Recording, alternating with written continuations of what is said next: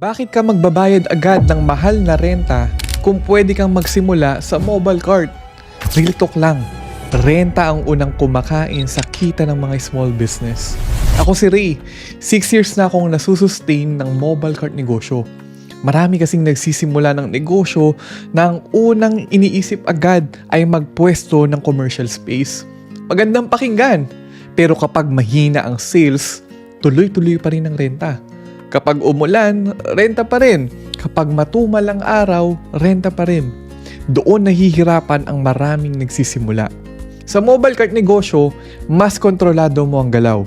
Hindi ka nakatali sa iisang pwesto, pwede kang lumipat kung mahina ang lugar. Pwede mong itest muna yung school area, yung terminal, yung subdivision, or yung mga commercial zone. Yan ang advantage ng KRT Mobile Cart. At hindi lang siya cart, sistema siya ng pagtitinda sa lugar na may mga tao. At sa negosyo, tandaan mo ito mga lods, basta may tao, may kita. Sa free masterclass na ginawa ko, ituturo ko sa iyo yung exact mobile cart strategy. I-message mo lang kami para makuha mo yung free access mo. All glory to God.